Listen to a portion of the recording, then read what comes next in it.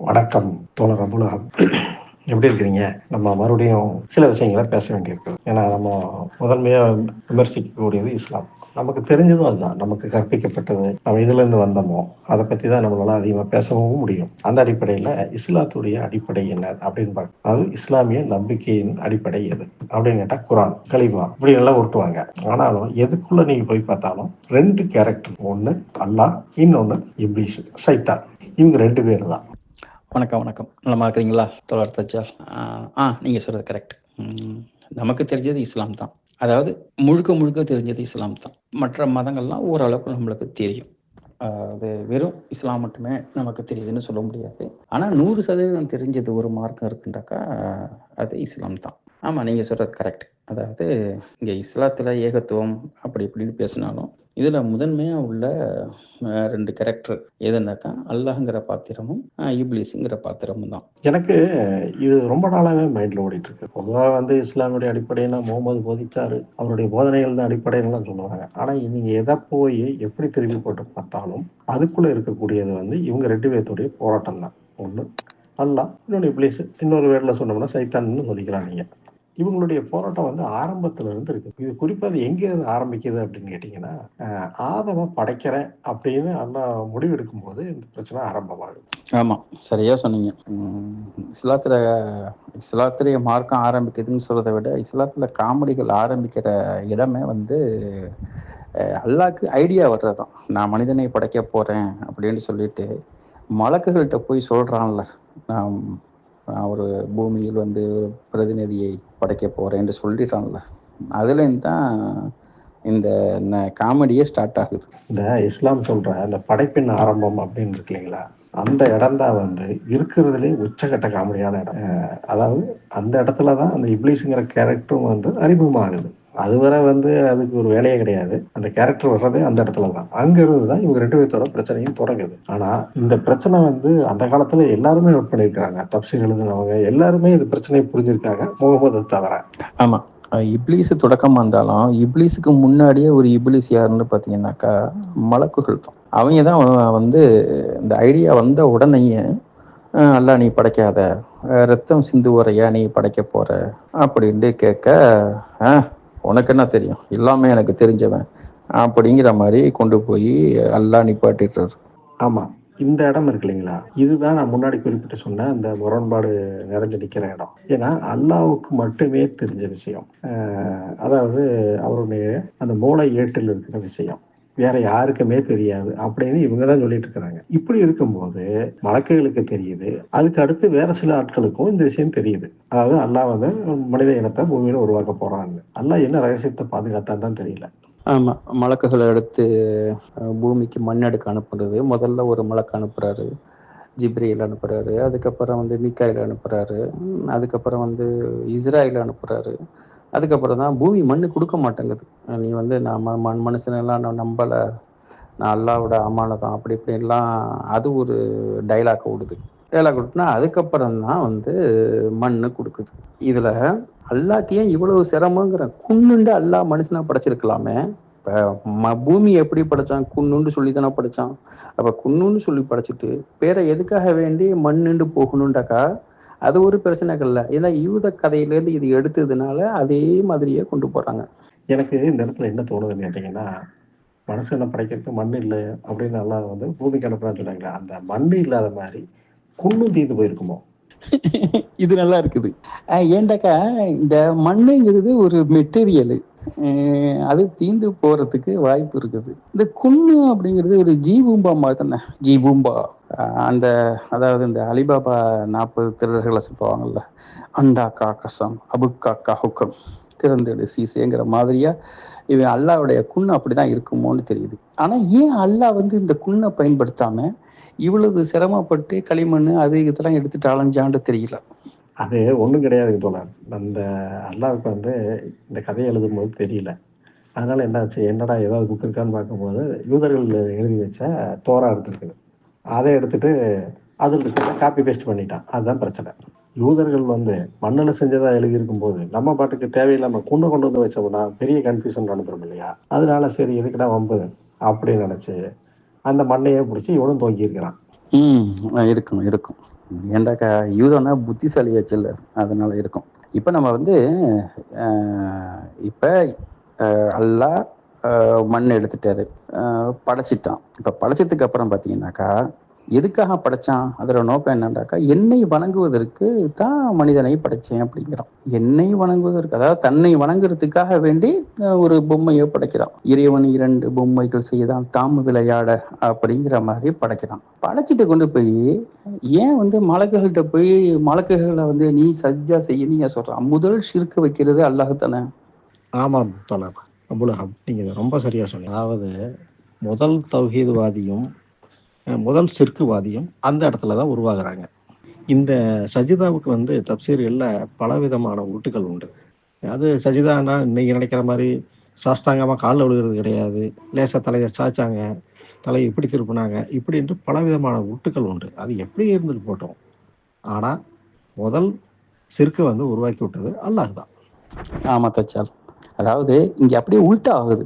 இப்போ நம்ம ஏன் வந்து இந்த அல்லாஹும் இப்லீஸுங்கிற தலைப்பை எடுத்துக்கிறோம்டாக்கா, இப்போ முதல் தௌஹீத்வாதியாக இருக்கிறவன் அல்லாஹுவை அதாவது இருக்கிற மலக்குகள்லாம் வந்து உழுடான்னு ஒன்று உளுந்துடுறான். எல்லா மலக்குகளும் எவனும் என்ன ஏதுன்னு கூட சிந்திக்கலை.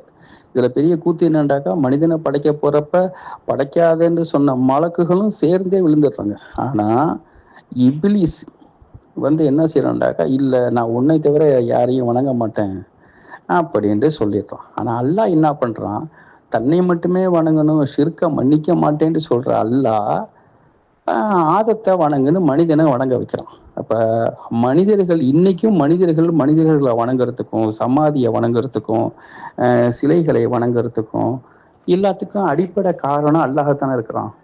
இந்த உரையாடலை கேட்குற மாற்று மத தோழர்களுக்காக சில விளக்கங்கள். குன் அப்படிங்கன்னா ஆகுக அப்படின்னு அர்த்தம். சிற்கு அப்படிங்கிறது வந்து இணை வைத்தல்.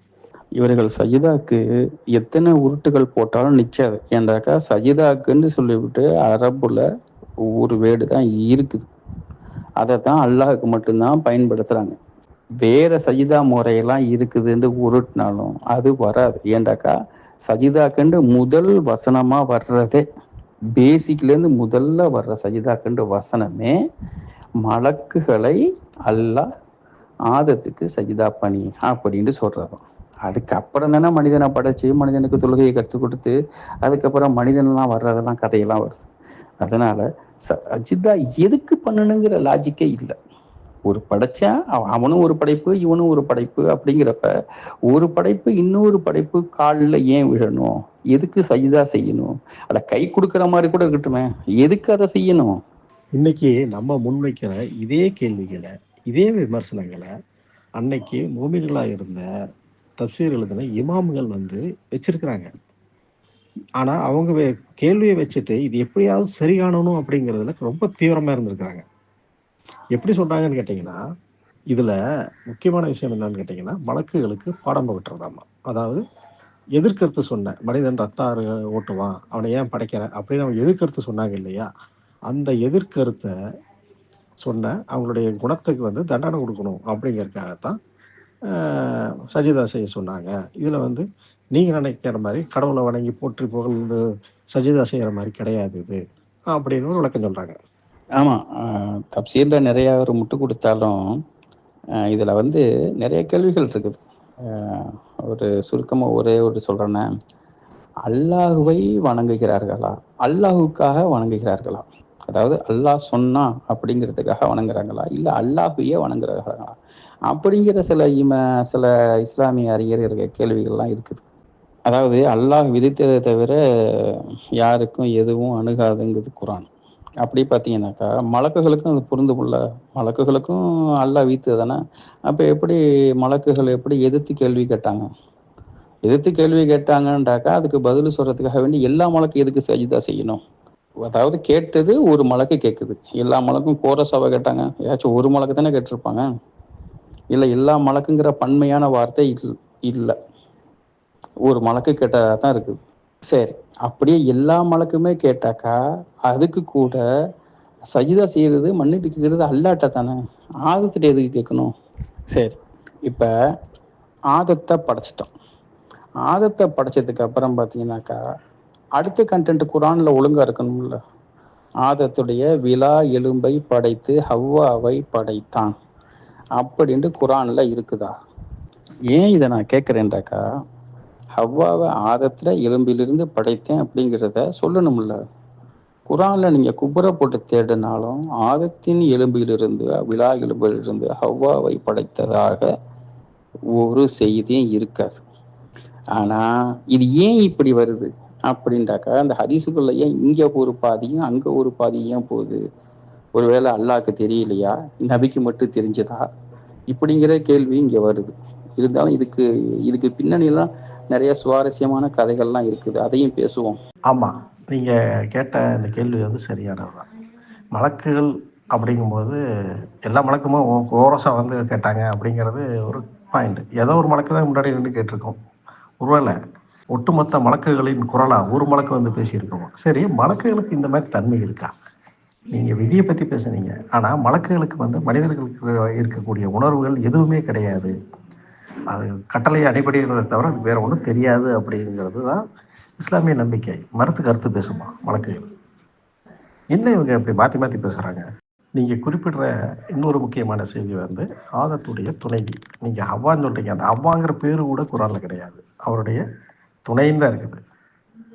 துணைக்கு என்ன பேர்? எக்ஸு ஒய் ஜெட்னு ஏதாவது பேர் இருக்கா? துணை, அவ்வளோதான். அது இந்த ஹவ்வா எங்கேருந்து வந்தது? இது எல்லாமே வந்து தேடி பார்த்தோம்னா இஸ்லாம் என்னங்கிறது புரிஞ்சிடும். நீங்கள் சொன்னதில் இன்னொரு செய்தி, ஆதத்துடைய துணைவியாரை எப்படி படைச்சாங்க, அவரிலிருந்தே படைத்தான்னு தான் இருக்குது. அவரிலிருந்து எதிலிருந்து? அவரோட எலும்புங்கிறது அதிசயில் தான் இருக்குது. விழா எலும்பு, நீங்கள் குறிப்பிட்ட விழா எலும்பு குரானில் கிடையாது, உண்மைதான். குரானுடைய அடிப்படையில் பார்த்தோம்னா அவரிலிருந்தே படைத்தார். அவருடைய இது இந்துவா? அப்போ மகளாயிராதா? ஆமாம், மாற்றி மாற்றி பேசுகிறது தானே, வேறு வழி இல்லைல்ல. அதாவது இஸ்லாத்தை ஒரு பலவீனமாக கட்டமைச்சிட்டாங்க. அதை வந்து வேற ஒன்றும் செய்யவும் முடியலை. ஒன்று எதிர்த்து கேட்குறவங்கள கொலை செய்யணும், இல்லாவிட்டாக்கா மாற்றி மாற்றி பேசணும். அதுக்குள்ளே தான் ஓடுது. இந்த ஹவ்வா படைப்பை பற்றி பார்த்தீங்கன்னாக்கா பைபிளில் தான் வந்து அது இந்த பழைய ஆதி ஆகமத்தில் தான் வந்து 2:7 தான் வருது. அந்த ஆண்டவர் வந்து மனிதனை மண்ணிலிருந்து உருவாக்கினார், பிறகு வந்து அவர் மூக்கில் உயிர் புகையை ஊதினார், அவன் உயிரா வந்தான், இப்படி இப்படி கதை. அதுக்கு அடுத்தது வந்து அதே 2ல் வந்து 2 ஆதியாகும் 2ல் வந்து மகனாகிய மனிதனுக்கு கடவுள் வந்து ஆழ்ந்த தூக்கத்தை கொடுத்தாரு. அதுக்கப்புறம் அவன்ற விழா எலும்புலேருந்து ஒரு பெண்ணாக மாற்றினாருங்கிறது இது பைபிளில் வர்ற கதை. இதைத்தான் இவனுங்க எடுத்து ஹதீஸுகளில் சொல்லிக்கிட்டானுங்க. ஆனால் அதுலேயும் ஒரு பிரச்சனை என்னன்றாக்கா, தல்முத்துக்கும் பைபிளுக்குமே முரண்பாடு இருக்குது. தல்முத்தில் பார்த்தீங்கன்னாக்கா மனிதன் முதலில் 2 முகங்கள் கொண்டவனாக இருந்தான், கடவுள் அவனை 2 பாகங்களாக வெட்டினார், பின்னர் ஒரு பகுதியை பெண்ணாக மாற்றினார்னு இருக்குது.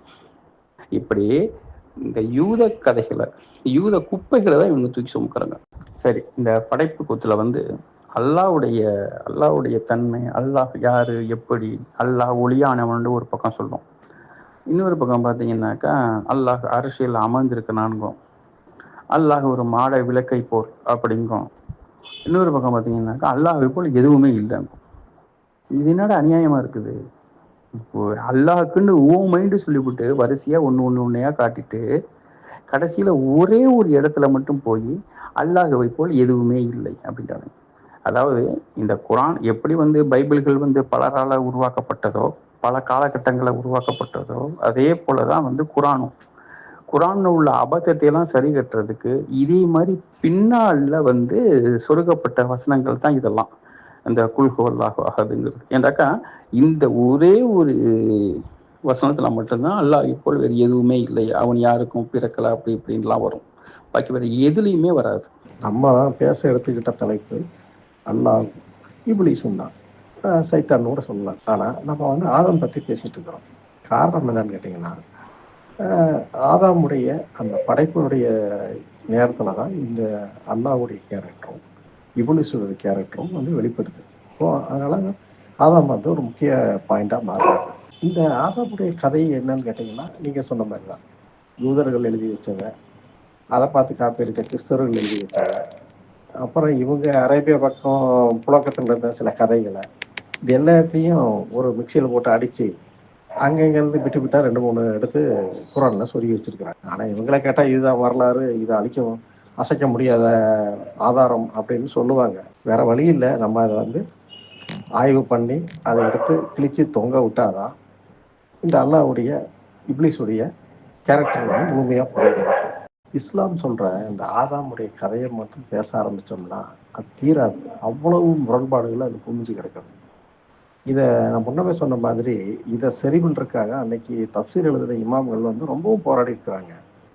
நீங்கள் அதை இப்போ படித்து பார்த்தீங்கன்னா புரியும். உதாரணத்துக்கு தபரி எழுதின அந்த தப்சீரோட முதல் வால்யூம் எடுத்து படித்தாலே இந்த படைப்போட ஆரம்பத்தை பற்றி எவ்வளவு குழப்பங்கள் இருந்திருக்கு அப்படிங்கிறத உங்களுக்கு புரியும். அப்புறம் யூதர்களுடைய கதைகளுக்குள்ள போனீங்கன்னு வைங்க, அவங்க வரலாறுன்னு சொல்கிறாங்க, அந்த கதைகள்னு நீங்கள் எப்படி வேணாலும் எடுத்துக்கங்க. அதை அதுக்குள்ளே போனீங்க, ஆதாமுக்கு முன்னாடி இருந்த படைப்பு, அதுக்கு அப்புறம் ஏன் இந்த சாத்தானுக்கும் ஆதாமுக்கும் கோபம் வந்தது, இப்படி பல காரணங்கள் அந்த முந்திர கதைகள்ல உண்டு. ஆனால் இவங்க என்ன பண்ணிட்டாங்க, சிம்பிளாக அதை எல்லாமே டெலீட் பண்ணிட்டாங்க. அதாவது அந்த பைபிள் தொகுத்த ஆட்கள் அந்த பழைய கதைகளையும் சேர்த்து படிச்சீங்கன்னா இன்னும் குழப்பி போயிடுவோம் நம்ம. அதனால தற்சமயத்துக்கு அந்த ஆதாமோட கதையை அப்படி ஓரமாக தள்ளி வச்சுட்டு இப்லீஸை பற்றி பேசலாம். ஆமாம், அதனால தான் இவங்க தபரிய முழுமையாக எடுத்து கொண்டு போய் இன்னைக்கு சொல்கிறதே கிடையாது. இன்னைக்கு பாருங்க, புகாரி முஸ்லீமுக்கு பற்றி, குரானை பற்றி எத்தனை வால்யூம் எடுத்துக்கிறானுங்க, எத்தனை மொழிபெயர்ப்பு வந்திருக்குது, எவ்வளவு பேர் பண்ணுறானுங்க. ஆனால் தபரியை ஏன் பண்ணவே இல்லை? இருக்கிற வரைக்குமாச்சும் பண்ணணும்ல, பண்ணவே இல்லை. ஏன்டாக்கா அதை பண்ணினோம்னாக்கா இவங்க டப்பா டான்ஸ் ஆடிடும். அதனால தான் பண்ணுறது இல்லை. உண்மைதான் தோழர். தபரியை இவங்க எடுத்துக்கிறது இல்லை. ஏன்னா ஒரு குரான் பற்றி ஆய்வு செஞ்சு அதை புரிஞ்சுக்கணும்னு நினைக்கிறவங்க படிக்க வேண்டிய நூல் தபரியுடைய தப்சீர் தான். அதில் பார்த்தீங்கன்னா பலவிதமான ஹதீஸ்களையும் கருத்துக்களையும் கொடுத்துட்டு அவர் ஃபைனலில் தன்னோட ஒப்பீனியனை சொல்லுவார். இப்படித்தான் போகும் அதனுடைய அமைப்பு. ஆனால் அது உண்மை பொய்ங்கிறது வேற பக்கம் இருக்கட்டும். ஆனால் நமக்கு அது படிக்கும்போது கிடைக்கிறது என்னன்னு கேட்டிங்கன்னா, அந்த மக்களுடைய சிந்தனையும் அவங்களுடைய அறிவு வளர்ச்சியும் அன்னைக்கு நிலவர கலாச்சாரமும் எப்படி இருந்ததுங்கிறது சிம்பிளாக புரியும். ஆமாம் தொடர், ஆதாம் கதையை தள்ளி வைப்போம். அதுக்கடையில் இன்னொரு செய்தியை நான் சொல்லணும்னு விரும்புகிறேன். ஏண்டாக்கா இந்த முகம்மதுடைய மாஃபியா தனத்துக்கு அதை சேர்க்கைக்காக தான் இந்த ஆதாம் ஏவாள்கிற யூத கதைகள் அதெல்லாம் உள்ளே கொண்டு வந்து வைக்கிறாங்க. இல்லாவிட்டாக்க இந்த மாஃபியா தனம் மட்டும்தான் உள்ளே இருக்கும். அதாவது கொள்ளையடிக்கிறது, அதை பங்கு போட்டுக்கிறது, அடிமைகளை புணர்றது, எதிரிகளை கொள்ளுவது, இது மட்டும்தான் இஸ்லாமாக இருக்கும். அப்போ இதை விரிவுபடுத்தி கொண்டு போக முடியாது. அப்போ வேறு கூடுதல் கதைகள்லாம் சேர்க்கணும். ஏண்டாக்கா ஓரளவுக்கு இவனுங்க எடுத்ததே யாருண்டாக்கா அந்த யூதர்களையும் கிறிஸ்தவர்களையும் மதம் மாற்றி விட்டானுங்க. அப்போ அவனுங்க என்ன பண்ணானுங்க, இஸ்லாத்துக்கு வந்தாலும் தன்னுடைய மதத்தை தக்க வச்சுக்கிறதுக்காக ஒரு யுக்தியை பண்ணி இது எல்லாத்தையும் குரானுக்குள்ளே சேர்த்துட்டானுங்க. ஏன்னா இன்னைக்கு இருக்கிற குரானுக்கும் ஹதீஸுக்கும் முகம்மதுக்கும் எந்த விதமான தொடர்புமே இல்லை. ரொம்ப சரியாக சொன்னீங்க தோழர் அபுலஹப். இதுதான் காரணம். அதிலிருந்து இந்த யூத கதைகளை மட்டும் கழட்டி எடுத்துட்டிங்கன்னா முகமது கொள்ளையடிக்க போனதும் கொலை பண்ணனதும் தன்னோட தோழர்களை விந்த வெளியே விடணுமா உள்ள விடணுமான்னு சொன்ன போதனைகளும் தான் இருக்கும். ஆமாம் தோழர், அதே தான். அதாவது இவங்களுக்கு எப்படி அதை கட்டமைக்கணும்னு தெரியல. அதாவது அல்லாஹுங்கிற அந்த கேரக்டரையும் இவங்க உருப்படியாக உருவாக்கவே இல்லை. அதே மாதிரி இப்லீஸோட செயல்பாட்டையும் இவங்க உருப்படியாக உருவாக்கிடல. அதில் இன்னும் நூற்றுக்கணக்கான கேள்விகள் நம்மளுக்கு தூங்கிக்கிட்டே இருக்கும். ஒன்றுலேருந்து ஒன்றுலேருந்து போகும். அதனால் இவங்க என்ன பண்ணிட்டாங்கனாக்கா இரட்டை நிலையாக கட்டமைச்சிட்டாங்க. அதாவது இப்படி சொன்னாக்கா இதுக்கு அப்படி சொல்கிறது, பச்சையாட்டாக்கா பச்சைக்கு சிகப்பு, சிகப்புனா கருப்பு, கருப்புனா மஞ்சள், இப்படியே கொண்டு போகிறது. இதே மாதிரி ஒரு உருட்டை பின்னாடி அடுத்தடுத்து வர்றவங்க உருட்டி வச்சதுனால இதில் எந்த கேள்வி கேட்டாலும் இப்படின்னா அப்படி. இந்த ஒரு வடிவேலு சொல்லுவாங்கல்ல, என்ன என்ன என்னம்ன்ற ஒரு வாய்ஸ் ஒன்று வருமே, அதே மாதிரி போயிடுச்சு. கொஞ்சமாக அல்லாஹ்வின் முரண்பாடுகளை பற்றி பேசிட்டோம். இப்போ இந்த இப்லீஸோட அடுத்த வருஷம் இருக்கிற ஷைத்தானை பற்றி பார்ப்போம். அந்த ஷைத்தானுங்கிற ஒரு படைப்பு இல்லை, படைச்சதா எப்பயுமே கூறப்படலை. இப்படி மண் நெருப்புங்கிற மெட்ரோ ஓடுற மாதிரி ஷைத்தானுக்கு இப்படி ஒரு மூலப்பொருளால் ஷைத்தானை படைச்சேன்னு சொல்லலை. ஆனால் மனிதனும் ஜின்னுலையும் ஷைத்தான் இருக்குன்னு அது ஒரு உவமை மாறியா, ஒரு அடைமொழி மாறியா தான் அது சொல்லப்படுது. ஆனால் இந்த செய்தன்கிற வார்த்தை இருக்குல்ல, அது ஏதோ இஸ்லாத்துக்கு உள்ளது மாதிரி இவனுங்க ரொம்பவும் பேசுவானுங்க. அப்படி இல்லை. இதுவும் முகம்மதுடைய அந்த முந்தைய காலத்தில், நபிக்கு முன்னாடிய காலத்திலேயோ இல்லை அரபிகள்கிட்டையோ ஷெய்தான்கிற வார்த்தை இல்லை. இது இதுவும் பைபிள்லேருந்து எடுக்கப்பட்டதான். பைபிளில் தான் அந்த ஷாத்தான்கிற வார்த்தை ஹிப்ருலேருந்து தான் இது உருது. இதுலேருந்து தான் எப்படி ஆபிரகாம் இப்படிப்பட்ட வார்த்தைகள்லாம் அரபியை திரிக்கப்பட்டுச்சோ, அதே மாதிரி தான் சாத்தான்கிற வார்த்தை கூட அரபியில் ஷைத்தாண்டு திரிக்கப்படுது. நம்ம இதையும் அதை பதிய வைக்க வேண்டியது இருக்குது ரொம்ப மக்கள்கிட்ட. யூதர்கள் எழுதி வச்ச கதைகள், அதே ஒரு நாடோடி கதைகள் தான். அதை பார்த்து எழுதின பைபிள், இது எல்லாத்தையுமே போட்டு கலக்கி அதுலேருந்து அங்கங்கே கட் காப்பி பெஸ்ட் பண்ணி வச்சுருக்கிறாங்க. அதையும் அந்த யூத கதாபாத்திரங்கள் எல்லாத்தையுமே இவங்க அரபி கதாபாத்திரம் மாதிரி பேரை மாற்றி வச்சுட்டு இதுதான் சரின்னு சொல்லி அடம்பிடிச்சிட்டு இருக்கிறாங்க. இந்த இப்லீஸு, சைத்தான், இந்த 2 எதிர்கதாபாத்திரங்கள் இருக்குது. இது 2ஐயுமே போட்டு எந்த அளவுக்கு குழப்ப முடியுமோ அந்த அளவுக்கு பண்ணி வச்சிருக்கிறாங்க. இப்லீஸு தான் சைத்தானுங்கிறது, சைத்தானை இப்லீஸுங்கிறது. அப்புறம் சில கதைகள் என்ன சொல்கிறாங்கன்னா, இப்லீஸ் சைத்தானை கல்யாணம் பண்ணி குழந்தை குட்டி பார்த்துக்கிட்டா அது நிறைய சைத்தான் பெருகிருச்சு அப்படின்னு சொல்கிறாங்க. இப்படி நிறைய கதைகள் இவங்க எழுதி வச்சிருக்கிறாங்க. ஏன்னா இது எதுவுமே தெளிவில்லை இவங்களுக்கு. இப்போ நீங்கள் சொன்ன மாதிரி அந்த வார்த்தையை அரபியுடைய ஹிஸ்ட்ரியில் இல்லை, அதாவது முகமதுக்கு முந்தைய வரலாறுல இல்லை அப்படின்னா இது பைபிள்லேருந்து எடுத்ததாக தான் நம்ம சொல்ல முடியும். ஆமாம் தோழர், அதே தான் சரியாக சொன்னீங்க. அதாவது இவங்களுக்கு கண்டென்ட் இல்லை, எப்படி கொண்டு போகணும் என்னன்ட்டு. ஏன்னாக்கா இங்கே நம்ம தலைவர் எழுத படிக்க தெரியாதவர் இருக்கிறார்ல, அதனால இந்த சிக்கல் வந்துடுது. இப்போ இவரையும் எழுத முடியாது. ஏன்னா உம்மி சமூகத்துக்காக தானே இஸ்லாம்ங்கிறானுங்க. இப்போ உம்மி சமூகத்துக்கு ஒட்டு மொத்தமாகவே ஒரு படிப்பறிவு இல்லாத சமூகம். ஒரு ஹதீஸ் கூட வரும், எங்களுக்கு என்ன எழுத்து தெரியாது, நாங்கள் பிறை என்ன ஏதுன்னெலாம் கூட அறிய மாட்டோம் அப்படின்லாம் கூட ஹதீஸுக்குள்ள இருக்கு. அப்போ முகமது மட்டும் இல்லாமல் அந்த ஒட்டுமொத்த சமூகமும் எழுத்தறிவு இல்லாமல் இருக்குது. அப்போ இதில் என்ன பிரச்சனைண்டாக்கா, எப்படி வேணாலும் ஏமாத்தலாம். அதாவது ஏமாந்ததும் ஏமாத்தலாம். அதாவது பைபிள் கதைகளே ஒரு குப்பை, இவனுங்க நம்பிட்டானுங்க, இவங்க ஏமாந்துட்டானுங்க. அந்த ஏமாந்தத்தை கொண்டு போய் அந்த மக்கள்கிட்ட கொடுத்து ஏமாத்திட்டாங்க. அதாவது ஏமாத்தின கதை தான் இஸ்லாம். நீங்கள் அந்த உம்மி சமுதாயம் சொல்கிறீங்களா, எழுத்தறிவற்ற சமுதாயம், நாங்கள் எழுத்து இப்போ என்னெல்லாம் எங்களுக்கு தெரியல அப்படின்லாம் சொல்லிட்டு இருந்தாங்க, நீங்கள் குறிப்பிட்டீங்க. ஆனால் இதை சொல்லும்போது எனக்கு இன்னொரு விஷயம் ஞாபகம் வருது. குரானை பற்றி சொல்லும்போது அது உயர்ந்த இலக்கியம், அந்த மாதிரி இலக்கியம் உலகத்திலே கிடையாது அப்படிம்பாங்க. எப்படா சொல்கிறீங்கன்னு கேட்டால், அந்த காலத்தில் அரபிகள் படிப்பில் சிறந்து விளங்கியிருந்தாங்க, பெரும் பெரும் கவிஞர்களாக இருந்தாங்க, அந்த காபாவை சுற்றி கவிதைகளாக எழுதி போஸ்ட் ஒட்டி வச்சுருந்தாங்க, இப்படின்னெல்லாம் சொல்லுவாங்க. அவங்க யாருமே இந்த குரானை குறை சொல்லவே இல்லை, ஏன்னா அந்த அளவுக்கு உயர்ந்த இலக்கியம் அப்படிம்பாங்க. இந்த பக்கம் திரும்பிட்டு அந்த மக்களே படிப்பறிவு இல்லாமல் காட்டுப்புற அடி மாதிரி வாழ்ந்தாங்க அப்படிம்பாங்க. நீங்கள் சைத்தானை பற்றி மறுபடியும் தொடருங்க. அதே போல் பைபிளில் இப்லீஸ் வேற சாத்தான் வேறுன்னு இல்லை, ரெண்டும் ஒன்றா இருக்குது. ஆனால் சாத்தான் இப்படி தான் படைக்கப்பட்டான்னு சொல்லிவிட்டு பைபிளில் எந்த குறிப்புமே இல்லை. மனிதனை தான் களிமண்ணால் படைக்கப்பட்டது, அந்த மண்ணால் படைக்கப்பட்டதுன்னு இருக்க தவிர சாத்தான் இப்படி தான் படைக்கப்பட்டாங்கிற கதை பைபிளில் இல்லை. இதை இவங்களா எடுத்து சாத்தான் இருக்குது, சாத்தான் படைப்பை பற்றி இவங்க கூடுதலாக ஒரு சுருங்கி அங்கே சிக்கிக்கிட்டாங்க. அதை பற்றி இன்னும் கொஞ்சம் நம்ம நிறைய பேச வேண்டியிருக்குது.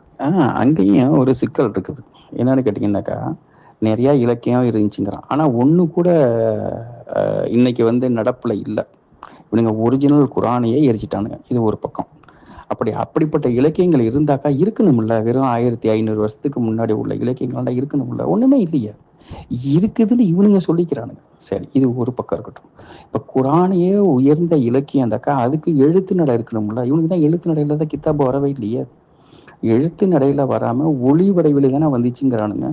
இப்போ முகம்மது இருக்கிற வரைக்கும் ஒளி நடையில தான் இருந்துச்சு.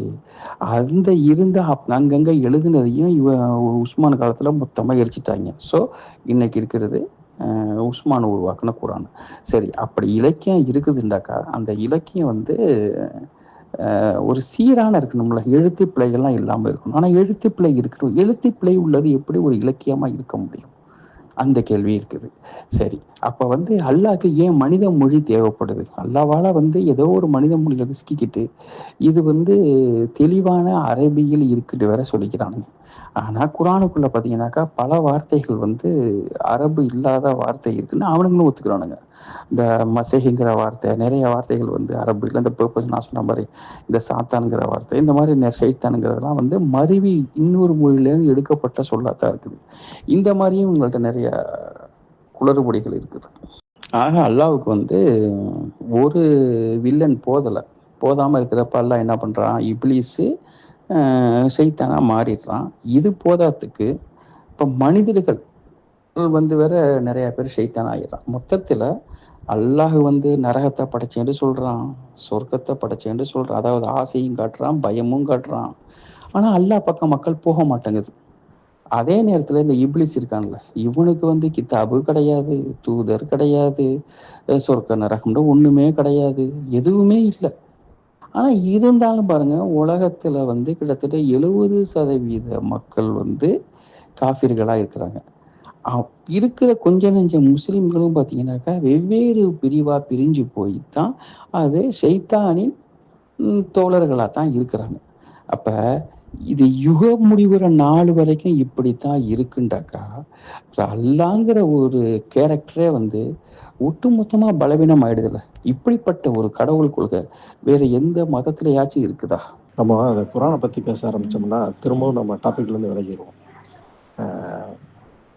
ஏன்னா அதில் நிறைய விஷயங்கள் உண்டு. நம்ம தனியாக குரானை பற்றி மட்டும் தனியாக ஒரு டாபிக் வைப்போம். நம்ம திரும்பவும் வந்து அல்லாவுக்கும் இப்லீஸுக்குமே வருவோம். அல்லாவுக்கும் இப்லீஸுக்கும் இல்லை சைத்தானா, நானே கன்ஃபியூஸ் ஆகிட்டேன். சரி பரவாயில்ல, நான் இப்லீஸுனே தொடர்றேன். இப்லீஸுக்கும் கருத்து வேறுபாடு வர்றது வந்து ஆதாமுடைய மேட்டரில் இருந்து தான். அங்கே தான் அவங்க 2 பேருமே மோத ஆரம்பிக்கிறாங்க. அதுக்கப்புறம் நிறைய சம்பவங்கள் நடக்குது. அந்த சொர்க்கத்தில் நடந்த பிரச்சனை, அப்புறம் சொர்க்கத்தை விட்டு வெளியேற்றின பிரச்சனை, வழி எடுக்கிற பிரச்சனை, அவங்க 2 பேரும் சவால் விட்டுக்கிட்ட பிரச்சனை, இந்த மாதிரி நிறைய இருக்குது. அதை பற்றி பேசுவோம். அதே போல் இப்லீஸ் சாத்தானை பற்றி பேசுகிறப்ப, ஏன்னா நம்ம இதெல்லாம் வந்து இந்த யூத கதைகள்லேருந்து வருதுன்னு பார்க்குறப்ப, லூசிஃபரை பொறுத்த வரைக்கும் வந்து பைபிளில் வந்து பழசில் பார்த்தீங்கன்னாக்கா அதை சாத்தான்ட்டு காட்டலை. ஆனால் கிறிஸ்துவத்துக்கு பார்த்தீங்கன்னாக்கா அது வந்து சாத்தானுங்கிற மாதிரி கொண்டு போகிறானுங்க. அந்த ஏசையால் மட்டும்தான் வருதுன்னு நினைக்கிறேன் இந்த லூசிஃபர் பற்றி. அதில் வந்து இந்த பாபிலோனில் வந்து ஒரு அரசன் அதிகாரத்தை இழந்த ஒரு அரசன்கிற மாதிரி மட்டும்தான் குறிக்குது. ஆனால் லூசிஃபரும் சாத்தானும் ஒருவனாக இருக்கிற முடியுமா, அதாவது இப்லீஸும் ஒருவனாக இருக்க முடியுமாண்டாக்கா வாய்ப்பு இல்லை. ஒருவேளை இவங்க இந்த இப்லீஸுங்கிற சாத்தான் இல்லை, சாத்தான் தான் இல்லைன்னு நம்ம முடிவு பண்ணிட்டோம். அது ஊமையாக தான் வருது. லூசிஃபருங்கிறத தான் வந்து இவங்க வந்து இப்லீஸுன்னு இவங்க கொண்டு வந்தாங்களான்னு தெரியல. அதாவது கிறிஸ்துவர்களோட நம்பிக்கைப்படி, கிறிஸ்துவத்தில் மட்டும்தான் சில பேர்ட்ட அந்த நம்பிக்கை இருக்குது, லூசிஃபரும் சாத்தானும் ஒன்றுங்கிற மாதிரி. எனக்கு என்னமோ இதுலேருந்து தான் வந்து இந்த மதம் மாதிரி வந்தவங்க வந்து அவங்களோட குழப்பத்தை கொண்டு வந்து இங்கே வந்து திணிச்சிட்டாங்க. இதுக்கு அடுத்தடுத்த கட்டத்தில் வர்றவங்க வந்து அவங்களும் அதே குழப்பத்தையே வச்சுக்கிட்ட மனுஷன், ஜின்னு, இப்படின்ற சைத்தான், இவ்லிஸுங்கிற மாதிரி எல்லா பக்கமும் கொண்டுட்டு போய் பரவி விட்டுட்டாங்க. அதாவது தெளிவு இல்லாத நேரத்தில் வந்து குட்டையை குழப்பணுமோம்ல, அதே மாதிரி ஒட்டு மொத்தமாக குழப்பி வச்சுக்கிறாங்க. ஆமாம் தோழர், அதே தான். ஆனால் இப்லீஸுங்கிற வார்த்தையை விட குரானில் வந்து ஷைத்தான்கிற வார்த்தை நிறையா வருது.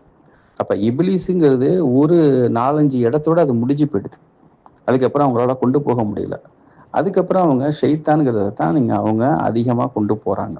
இப்போ அதனால தான் நம்ம இதையும் அதையும் சேர்த்து பேச வேண்டியதாக இருக்குது. இதனுடைய நம்ம மூல கதைகளையும் நம்ம கொண்டு போய் சேர்க்க வேண்டியது இருக்குது.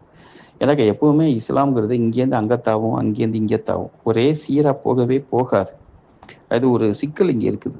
ஆமாம், இந்த நிறைய கிறிஸ்துவ நம்பிக்கைகள் வந்து குரானுக்குள்ள தெளிவாகவே இருக்குது.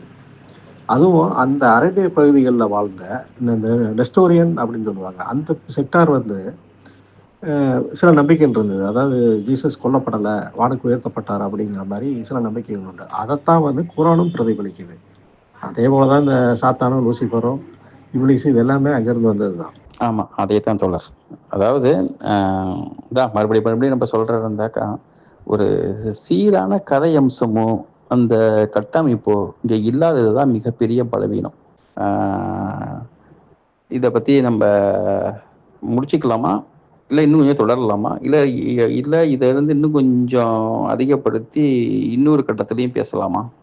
சரிங்க தோழர், நம்ம என்ன பண்ணுவோம்னா இதோட இதை நிறுத்துவோம்.